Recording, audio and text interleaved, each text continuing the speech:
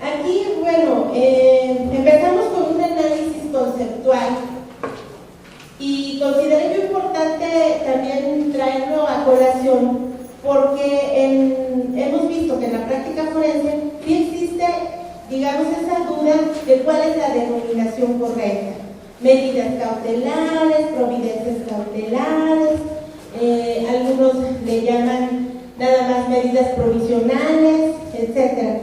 Entonces, bueno, los autores, los juristas, se han dedicado a estudiar exactamente cuál es la denominación, si es correcta o no, o si es indistinto su uso y de alguna manera sirve para los mismos fines.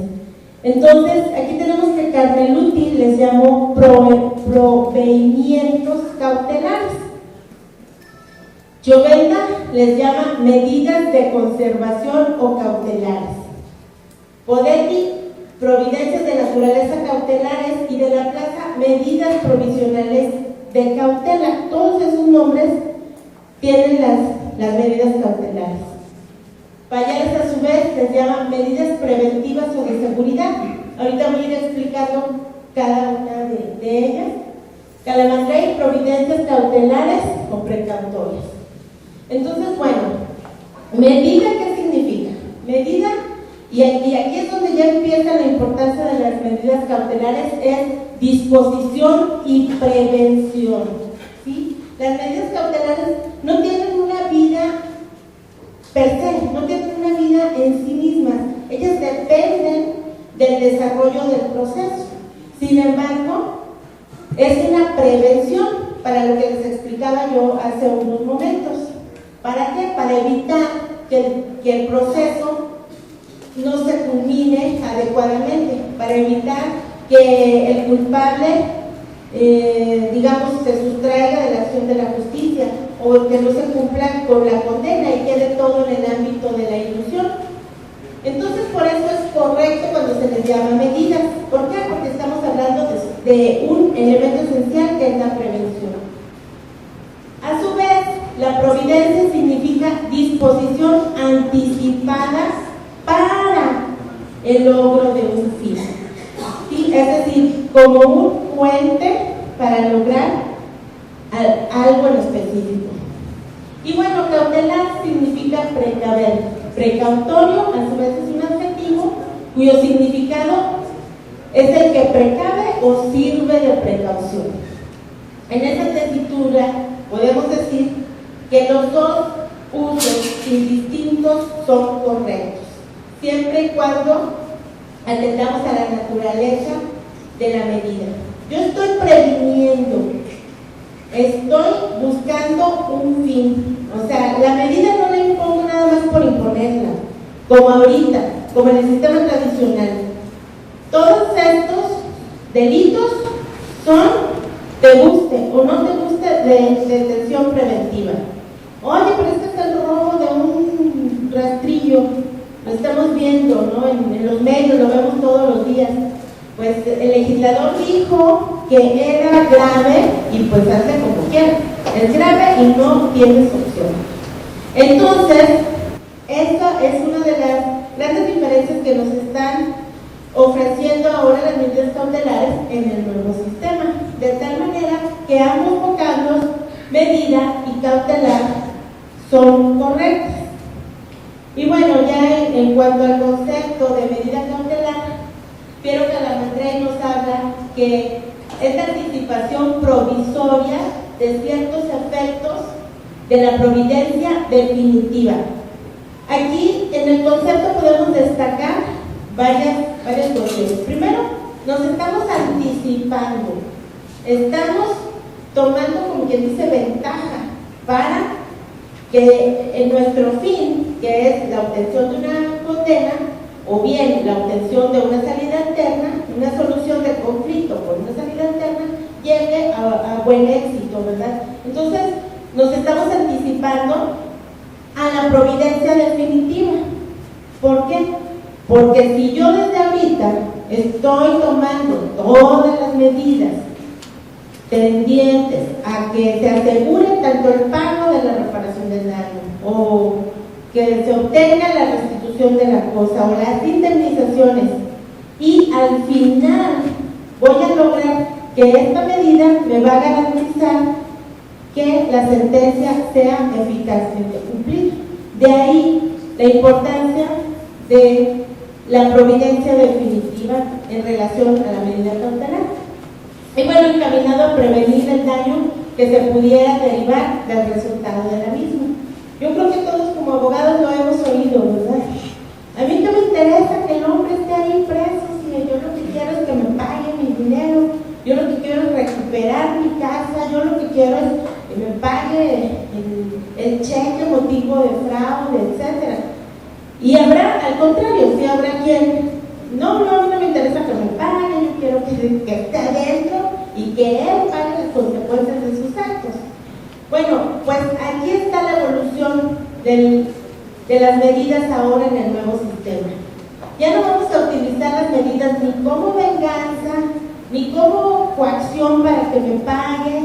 El sistema no es una especie de pues cobrador, entre comillas, ¿verdad? O sea, al contrario, vamos a justificar el por qué estoy solicitando yo, Ministerio Público, que te impongan esta medida, porque no habría otra manera de yo asegurarme que finalmente se va a cumplir con la sentencia impuesta. También Zamudio y Favela nos hablan de instrumentos.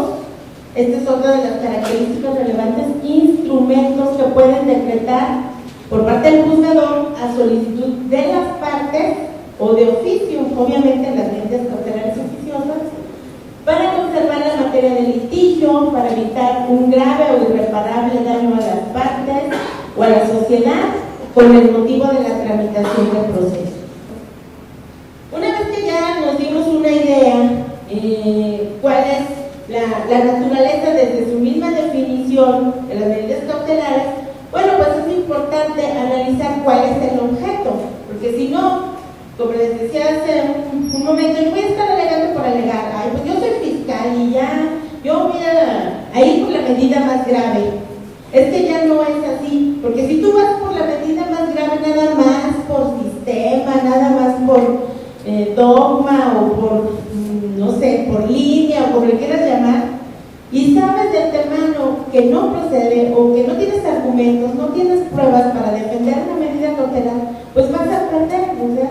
Entonces, aquí lo que se trata es que efectivamente se cumpla con la naturaleza, que es garantizar la existencia de un derecho y evitar que se pueda sufrir algún menoscabo mayor. Igualmente, constituyen un instrumento porque precisamente, si está bien aplicada la medida, pues se va a lograr que al final el sujeto, el imputado, cumpla con la medida que le fue impuesta, desde luego a resultas del procedimiento. Y bueno, un concepto muy integral que me pareció además moderno, habla que son las resoluciones judiciales motivadas o fundadas que se adoptan contra el imputado para provisionalmente limitar o restringir su libertad personal o la libre administración o disposición de sus bienes con el fin de asegurar o garantizar el cumplimiento efectivo de los efectos penales. Esto nos riñe con el principio de la presunción de inocencia, que muchos es lo que alegan cuando a su defendido tratan de imponerle una medida de detención preventiva. No tiene nada que ver, porque acuérdense que en una condenación de derechos, sí, efectivamente, el imputado pues tiene esa libertad de que se presuma que es inocente, que puede transitar libremente por el país, pero él, al haber infringido la norma, entonces cae en el ámbito de la tutela jurisdiccional y el juez tendrá que ver no solo por los derechos del imputado, sino también los de la víctima. Entonces, en ese plano de igualdad, el juez tiene que motivar y fundar su resolución adecuadamente, de acuerdo a las pruebas que me llegan, de acuerdo al argumento que tú hagas de ellas. Porque actualmente, bueno, estas son las dos características. Sí, yo como abogado aquí traigo las pruebas, pero ya no es como ahorita. Mira, juez, estudia, aquí te las acompañé. No, tú traes la prueba, muy bien, la recibo, ¿verdad? Argumentala. ¿En dónde encaja en el rompecabezas que estamos armando para que tú acredites el riesgo, evitar ver todos los principios que se refieren a las medidas y que se tienen que analizar y controvertir en los debates, que es exactamente eso, el riesgo, procurar que el desarrollo de la investigación y del proceso culmine con una sentencia adecuada y que se logre el cumplimiento efectivo de las resoluciones. Y aquí están algunas de las características de las medidas cautelares. Son 4 muy sencillas, que es la contingencia, la instrumentalidad, la flexibilidad y la provisionalidad. La instrumentalidad, que era lo que yo les decía hace rato, los autores ya lo mencionan desde el concepto, ya empiezan a hablar de que las medidas cautelares, ¿qué son? Bueno, son un instrumento que constituye el rasgo más importante del derecho procesal y que no tiene un fin en sí mismo, sino que es servir como medio para la actuación de la ley o del derecho sustantivo. De la misma forma, la medida cautelar está siempre subordinada al fallo definitivo, incluso cuando procede el proceso cautelado, siempre que existe la función del fallo definitivo. La experiencia que yo tengo en cuanto a medidas cautelares, pues obviamente se refiere al tiempo que estuve yo en el Juzgado de Justicia para Menores. Ahí es donde se manejan ya desde ahora en el sistema escrito las medidas cautelares. Entonces, ahí tuve la oportunidad de ver qué tan importante es que el juez desde el principio ponga la medida adecuada, porque yo puedo poner una medida muy apegada a derecho, totalmente legal, pero si no me sirve para en particular, si tengo 10 imputados y les voy a poner la misma medida, es que es la que está de moda, es la que el fiscal pide, cualquier argumento. No, yo tengo que analizar el perfil del imputado. ¿Quién es? Para eso estoy presente en la audiencia, porque te quiero conocer. A mí sí me interesa qué haces, a qué te dedicas, cuál es tu modus vivendi, cuántos dependen de ti. ¿Por qué llegaste a esta ciudad? ¿Desde cuándo llegaste? ¿Quiénes son tus padres? O sea, a mí sí me interesa todo eso, porque en base a la información que tú me des y a las pruebas que me aporten las partes, es en lo que yo me voy a fundamentar para imponerte a ti esta medida y no otra. Y a cada uno le voy a ir imponiendo la medida de acuerdo a el perfil que corresponda. ¿Por qué? Porque yo sé que desde la que te estoy imponiendo va a culminar con los fines del proceso y a la larga yo sé que tú sí vas a poder responder para pagar la condena que se te imponga. ¿De qué me sirve que te imponga cargas con las que no vas a poder o en la forma en que yo te las estoy señalando no las vas a poder cumplir? Mejor vamos adecuándolas para que en el momento en que sea ya el pago, la retribución, tú cumplas. Porque acuérdense que hoy se puede cumplir hasta con trabajo, se puede aportar incluso servicios comunitarios, conocimientos, etcétera. Y si la víctima está de acuerdo, el juez no tendría por qué ser el primero que ponga obstáculos. Entonces, bueno, la segunda, la provisionalidad. Obviamente, ay, no sé por qué le puso esto. A ver, esto es por mientras. mientras se desarrolla el procedimiento. Al final voy a imponer la definitiva. Es algo que me va a servir de puente y como tal, pues está sujeta a un reloj. Ahorita vamos a ver qué pasa cuando se para. Ahora sí que, ¿qué sucede cuando me excedo del tiempo que se había fijado? Entonces, bueno, las medidas cautelares son provisorias porque subsisten mientras duran las circunstancias. Si cambian, también puede cambiar la medida. La medida solicitada y otorgada la medida cautelar antes de iniciarse el proceso definitivo o en el transcurso y debe caducar con la sentencia definitiva que actúe el derecho motivo de aquello. Es decir, la vida que tiene la cautela depende del proceso. Si el proceso termina, obviamente también la medida cautelar. Y nos pasaba a nosotros en los ejercicios de las interinstitucionales. Bueno, por ahí el licenciado no me dejará mentir que se nos olvidaba a veces lo más relevante que era, ya lo habíamos alegado, ya habíamos fundamentado, ya habíamos convencido al juez, las pruebas, todo, pero no le pedíamos el tiempo. Y entonces aquí todo lo debemos de llevar, ahora sí que esquematizado, o sea, en la memoria o en el apuntito, pero es importante, porque sí se nota cuando, ¿algo más que decir, señor fiscal? No, nada. Y entonces el juez no puede estar supliendo ya las deficiencias. No, a ti te toca. Ah, sí, que por favor que la temporalidad de la medida, que dure todo el tiempo que va a durar el procedimiento, etcétera, ¿verdad? Según el caso en lo particular. Entonces, eso, y bueno, la defensa al revés. Su señoría, aquí quiero hacer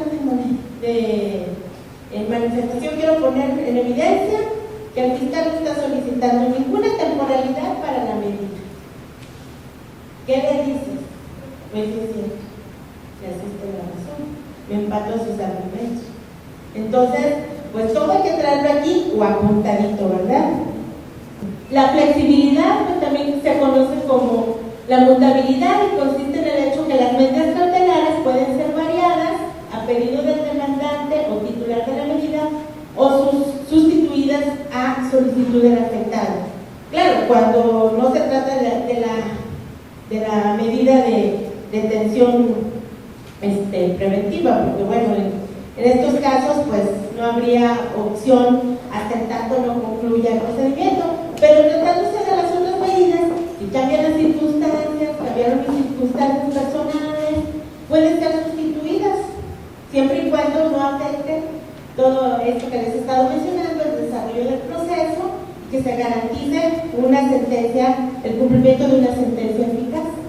La contingencia se refiere a que las medidas pueden ser combinadas, se puede imponer no solamente una, se pueden imponer dos, y si son compatibles entre sí, es válido, ¿verdad? Acá en el de menores, bueno, teníamos, el más común tristemente era cuando como medida cautelar mandábamos al menor a que fuera a recibir un tratamiento antiadictivo. Y pues obviamente a veces los procedimientos eran cortos, 6 meses, no podía estar detenido más tiempo. Entonces, durante el tiempo que estaba internado, pues estaba en su tratamiento y se empezaba a recuperar. Pero luego ya salía y volvía al mismo ambiente, al mismo aspecto hostil, que fue el que lo indujo a que cometiera la infracción, regresa y pues vuelve otra vez, recae. Entonces, es muy importante que se vigile el cumplimiento de las medidas cautelares. Actualmente, la unidad encargada de las medidas cautelares en Matehuala, Río Verde y Valles están dentro de los centros de reinserción